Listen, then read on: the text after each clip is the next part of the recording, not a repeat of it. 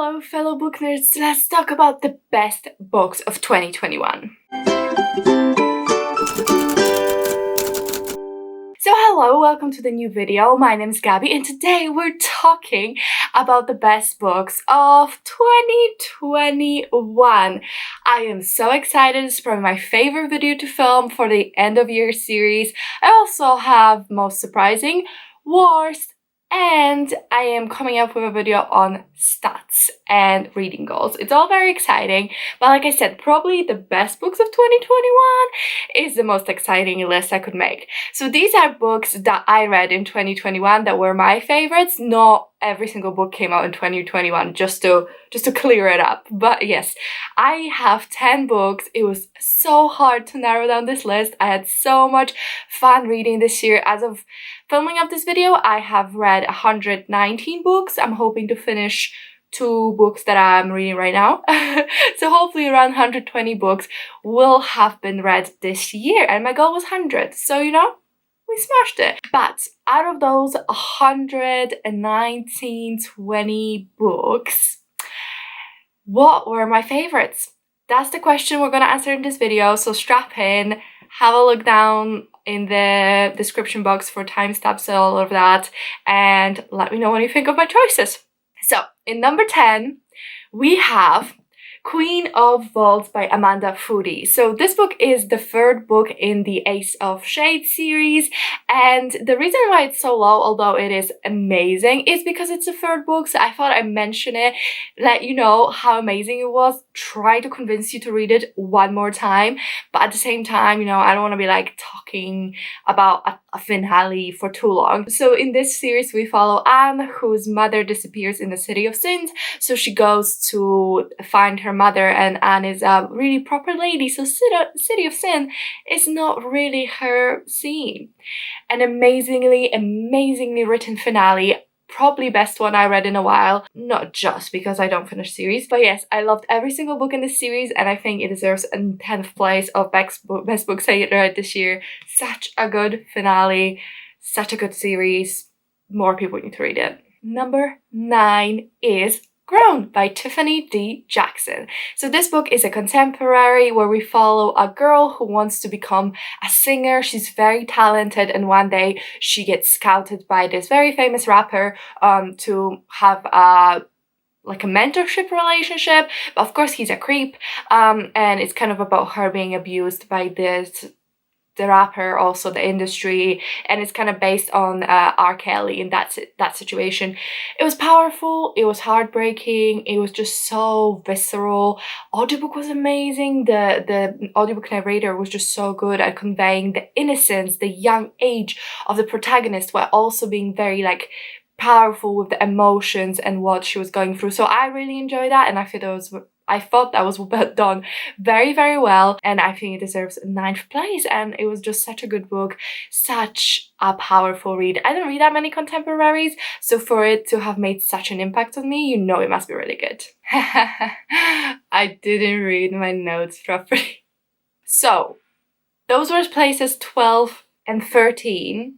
Because we have honorable mentions. So those were the honorable mentions. And we have one more honorable mention, and then we get to the top 10. 3rd honorable mention is Firekeeper's Daughter by Angeline Boulay. So this book is about a Native American teen who gets drafted into helping FBI crack down on the crime in her community.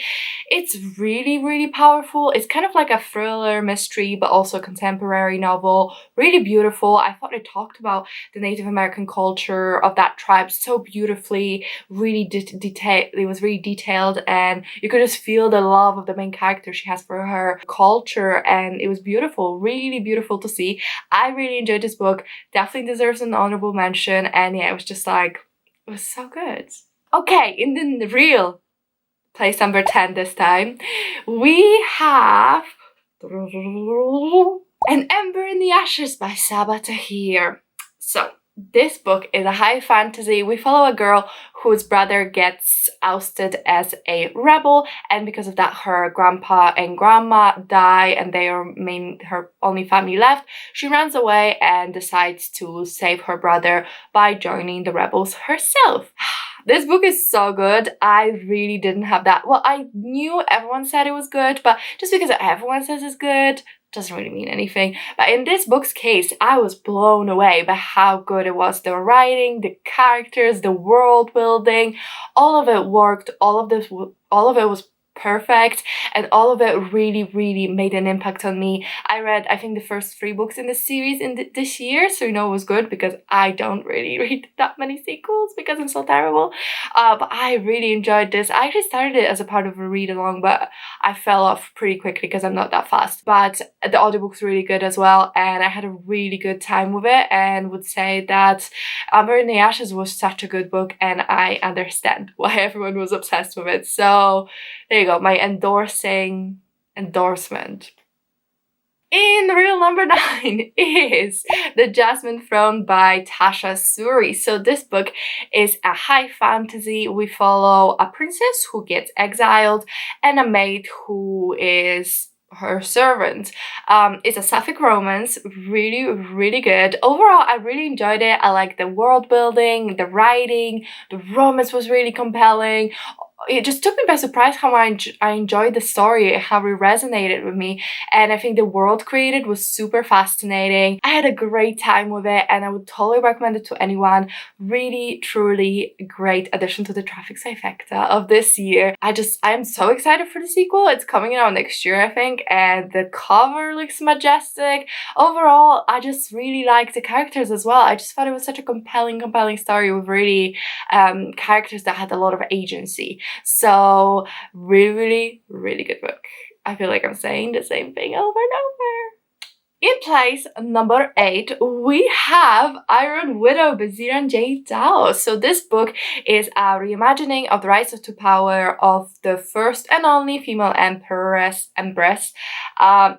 female emperor, and it's a futuristic sci-fi book where humans have to fight with these things called mechas, and they ride in these enormous these things called something, they're aliens, and they ride around in these things called mechas, which are giant robots, and they're powered by ki of men and women often die in these situations because they have weaker ki.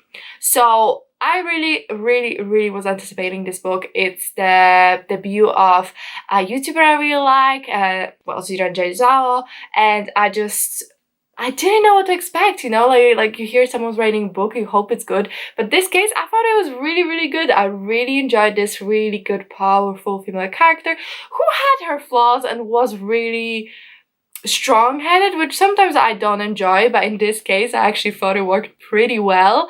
And it has a polyamorous couple, which I really loved, and I just thought it was a breath of fresh air. I've heard that sci-fi is not doing too hot, so like more like this please, because this was amazing and deserves all the praise. It became New York Times bestseller, and I actually have a dedicated review for this one as well, so if you want to check it out, do.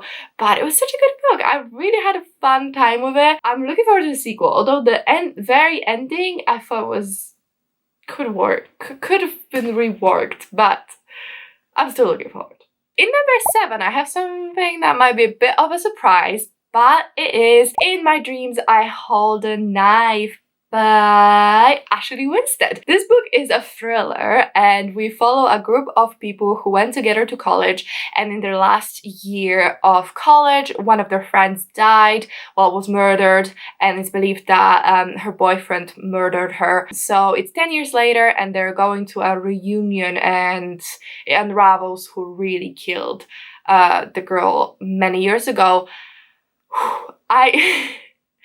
I keep saying in the video where I watched this that it was probably the best thriller I read this year, but thrillers don't usually make it onto this list because I just feel like thriller is such a good time, but is it the best book I read this year? Probably not, but this one, it just feels right. I loved it. It was weird, quirky, dramatic, messy, twisty-turny, had just so much to give, and I had such a great time with it. I don't remember last time I had that much fun reading a book. I devoured it. I found it fascinating, so fast-paced, so fun and energetic, and it was just a perfect thriller. Maybe I just need some melodrama in my life. Maybe I need a little bit of, you know, messiness. But I thought it was a brilliant, brilliant book, and it deserves to be on this list because it was one of my favorite books I read this year. Well, number what, 7 to be precise? Yes, it was number 7 book, favorite books I read this year, and I really, really would recommend it if it sounds like something that appealed to you, because it probably won't to everyone, but if you love maybe a bit of melodrama, some good twists and turns, and you like thrillers, check it out. In number 6, we have The Wolf and the Woodsman by Eva Reid. So this book is a Slavic, Hungarian history, mythology-inspired book where we follow a girl who lives in a village full of magical women, but she herself has no magic, and she gets sacrificed to the woodsmen who work for the king. It's a dark fairy tale. It's really brutal and gruesome, but I just think it was amazing. It gave me all of those Eastern European vibes, just of dark Brothers Grimm original fairy tales, and I loved how brutal and grim it was, and how much the author had interesting conversations about there's like Jewish, the main character's part Jewish, and how they were treated in this world, how women are treated, the king, people without value, or like the magic. I just love the conversations in it. I loved the darkness of it. It was just grim and dark, and I loved it. I would highly recommend more Slavic, Eastern European authors, please. I know I could just read books in Polish, but I want this. I want high fantasy. Oh, and I have a dedicated video for this one as well. In number 5, we have the 5th season by N.K. Jemisin. So in this book, we follow a world where people have ability to command Earth, and once in a while, one of them will erupt, and because of that, the world goes through this thing called 5th season where everything's pretty glum. This book is a bit complicated. There's a little twist in it that makes it tricky, but at the same time, it makes it so engaging. I kind of figured it out pretty early on, so that's the way I was looking at the book, the lens I was looking at it through. But I just love the story of this. It's about motherhood. It's about growth, belonging. It's about children being protected. It's about powerful women, and it has a polyamorous couple, which was really, really, really cool to see. So 5th season was definitely a winner. I really need to read the sequels and more from N.K. Jemisin because I was really impressed. This is like an oldie but a goodie. Like, I've heard it was really good, and I cannot disagree. It was so engaging, and so well written as well. In number 4, we have She Who Became the Sun by Shelley Parker Chan. It's a gender-bent retelling of the rise to power of the first emperor of the Ming Dynasty. So in this book, we follow a girl whose brother was told a girl whose brother was told the fortune of greatness. He was told he would become a great person. She was told she would become nothing. So when he dies out of starvation, she decides to take his name, go to a monastery and live as a boy, hoping to survive and maybe even claim his fortune of greatness. Really amazing book. I especially really enjoyed conversation on gender and the nuance of it. It was just so fascinating to see that in a fantasy setting. Like I said, it's a gender-bent reimagining, so that was a very key part. But I feel like usually like a girl wears boys' clothes and pretends to be a boy a la Mulan. It's more surface level, it just happens. But in here, this person grew up as a boy, as a man, and how they perceive themselves is really, really interesting. So this is another book in the Sapphic trifecta, so it's impressive that both this and Jasmine Throne made it onto my best of list, but I totally think it deserves. It has a very rich, engaging writing styles. It spans many years, so I feel like some more time could have been given to each time period, but I'm willing to look over that because I just think overall it was just such a good, powerful read. Love the gender conversation, like I said, and it has a sapphic romance as well, so that's really, really, really cool. And I'm looking forward to the sequel because I feel like it's going to be so much political maneuvering. I'm just so excited. Oh, and I have a video for this one as well. In number 3, so top 3, I'm so excited to tell you about, but yeah, top 3. Number 3 is Six Crimson Cranes by Elizabeth Lim. So this book is a high fantasy retelling of the Six Swans by Rather Grimm, and in this book the daughter of the emperor gets cursed and she cannot utter a word because otherwise her brothers, who are turned into cranes, will die. When I tell you I didn't expect this, I did not expect this. I loved this book. It was just such a beautiful, beautiful fairy tale, just so rich of world building, character crafting. The relationship was really cool, and I'm so excited to see where it goes in the sequel. So I read another book by this author and didn't really like it, so I thought, oh well, I'll give this a shot because it sounds fun, but I didn't have high expectations. But the author has such skill with words that I just can't explain. It was like I was transported into this magical, beautiful pastel world with complex political and magic systems, and it was just a story about compassion and growing up, and the way main character grows up and develops. It was breathtakingly beautiful. I love this book. I cannot believe that it's my 3rd favorite book of the year, but it's just how it is. I don't know what to tell you. So yeah, Six Crimson Cranes, such a good book, and I have a video telling you 5 reasons why you should read it. So if this didn't convince you, go to that video. Number 2 is Sword of Kaigen! Yes, by Wang. Yes. Okay, so this book is a high fantasy companion novels to Wang's it says Tale Night War Story. I've never read any of her other works, but this book was magical. We follow a mother who used to be a warrior, but now, like I said, is a mother, and her sons and her husband in this world. Brutal world, and the fight scenes were beautiful, magical, so well written. The characters, development, and the relationships, the way I cried, it was an amazing experience. I'm so annoyed because this is banned. I have not even ever read this book because I read it as an ebook, but I had to have a physical copy because it's just such a wonderful story. It's so heartbreaking. It'll leave you in pain. It'll leave you just so bitter, and then also hopeful, and then also just sad, and then also just like, why? And I don't know what to tell you. I love this book. Thanks, Hannah, for the recommendations, because I would not have picked it up if you weren't screaming about it as loud as you were. Love this book. Don't even know what to tell you about it. It was just so freaking good. And number 1. Best book I read in 2021, and I cannot believe I don't have a physical copy to show you, is Strange the Dreamer by Laini Taylor. Oh my god, I actually really wanted a physical copy of this book, but they're out of the hardcover in the UK, and the paperback is ugly, so I'm not getting that one, but just pretend I'm holding it. So in this story, we follow Laszlo, who's always dreamed of finding the city of Weep. And Laszlo's an orphan, he's a librarian, and he's the sweetest little boy there is. He's an adult, but no. I just want him to be my son.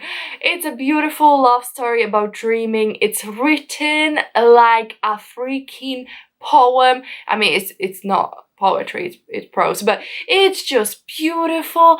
I loved every second of it. I just felt like my soul was ripped out of my body and just like taken on a wild ride. It was about dreaming, it was about believing, it was about growing, it was about believing in yourself, believing in others. I don't even know what it was about, but it was beautiful. I loved it. I cannot believe how much I loved it. It was gorgeous, beautiful piece of literature that I just cannot praise enough. I loved Strange the Dreamer, and I just want a hardcover so badly. Maybe next year I'll find it somewhere. Or so beautiful, so close to my heart, and I just loved it, and I'm so glad I read it. It was probably one of the first 5 books, maybe even less, that I read this year and just stayed with me through the whole year, so that's how you know it's a good one. That's it. all the best books I've read in 2021. Please let me know, what do you think of my list? Do you agree, disagree? There were quite a fair number of new releases that came out in 2021, and that's because I review one new release a month in my new releases series, where I tell you what books are coming out, you vote on what I read, and I read and review it. So if you want to check that out, I'm going to link it up above. But besides that, I'm also really curious to hear what were your favorite books of 2021. Please tell me, and I might read it for a special video, so I would love to hear what you have to say. Thank you so much for watching. If you want to see the rest of the videos in this end of year series, check out the playlist up above or down below. I'm gonna link my most surprising, worst, stats and goals videos in that playlist, so please check it out.